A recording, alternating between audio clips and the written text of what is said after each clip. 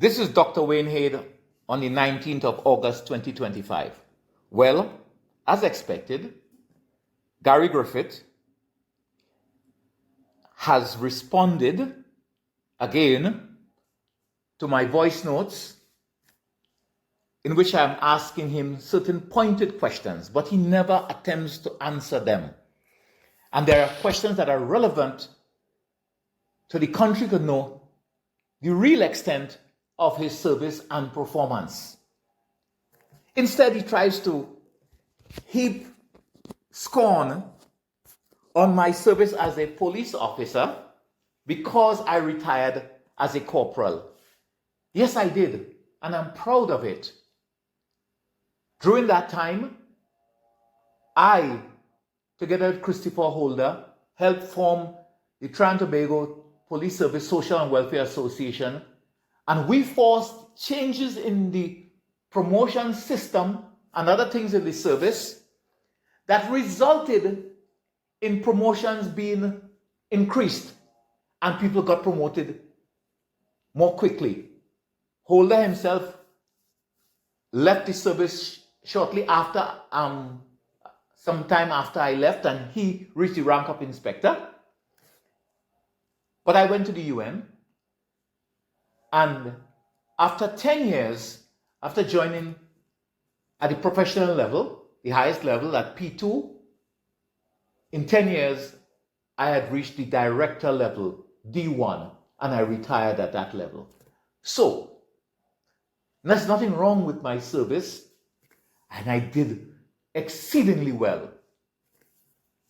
But let's talk about Gary, a man who, from his own CV, never completed anything.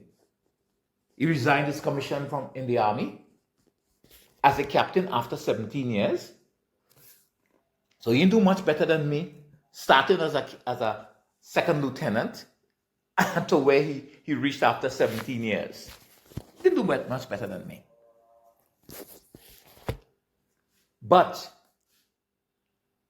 he said, and this is important, that he never lost an assessment and he beat everybody in the assessment for commissioner of police. That is not true, and I can prove it. In the first assessment in 2017-2018, after the Police Service Commission completed the entire exercise, Stephen Williams placed number 1. Gary Griffith placed number 2, and Wayne Hayde placed number 3. As you know, the Police Service Commission got legal advice to remove Wayne Hayde so his name wouldn't go on the merit list for consideration by Parliament because he was 61 years of age. That is a fact. And then the same commission determined that 2 other officers who did not apply for commissioner but for deputy commissioner, that is Harold Phillip and Deodat Dulalchan, did better than Gary Griffith in the exercise of selection, and they were put on the merit list ahead of him. So they beat him too.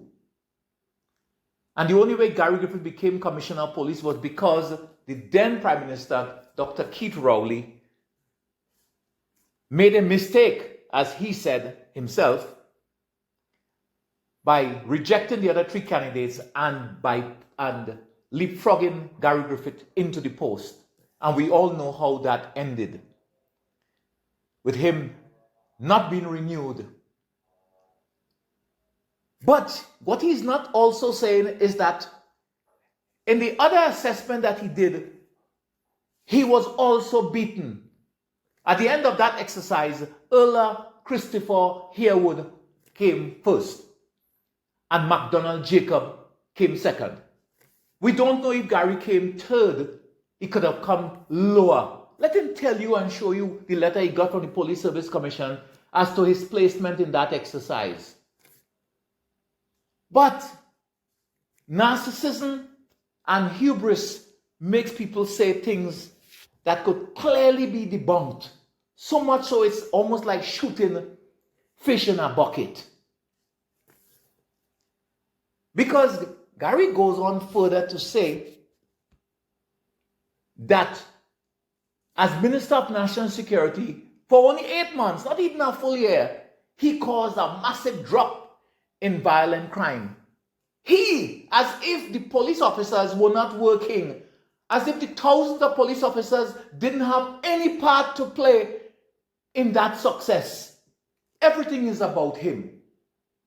But here where he stepped into real doo-doo is when he came into my domain in the UN, when he says that he is the first military officer to receive a peacekeeping medal, to come back with a peacekeeping medal from a UN mission. My friend. I served in many peacekeeping missions. And let me tell you, a UN peacekeeping medal is a participation medal given to each and every member of a police or military contingent that served in a peacekeeping mission. And some countries may send an entire contingent of, let's say, 100 or even 1,000 or more, and some could send one person. And I worked with hundreds of thousands of them during my service. And I can tell you, because I have attended many of these medal parades when these things are handed out as a VIP, which I was. The only way that Gary could have come back as the first, as he says, is if he was the first military officer from Trinidad and Tobago who went in that particular mission. Unless they wasn't given medals before that. And other people went and they were not given medals before that time. But it doesn't mean anything. Or maybe he was first in line for his contingent and received his medal. It is nothing special that he earned.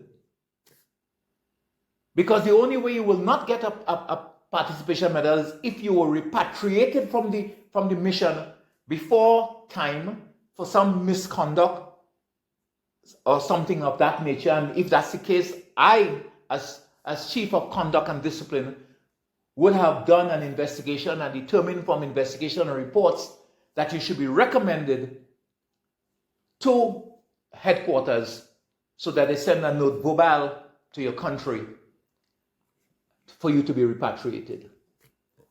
So Gary is not telling the truth about these things. And this is part of a bigger problem where nobody asked him these questions and he's upset because I do and I will. This is just a sample of the things that he says. No, this is a man who never completed anything. He left the army, resigned his commission. He was fired as minister. He was not renewed as commissioner and rejected the second time around, as I explained, was beaten. He formed his own political party, lost his deposit, I'm sure, in the elections. Maybe I even got more votes than him and I wasn't involved. And he kicked himself out of his own party. But he keeps repeating these false information that could be so easily debunked. I've been having a debate with myself, me and the Watchman. And the Watchman believes I am being too kind and too soft and too professional. Maybe it's time for him to jump in the fight. And we have some, or he has some names that he can call Gary if Gary wants to continue with this discussion. We will see.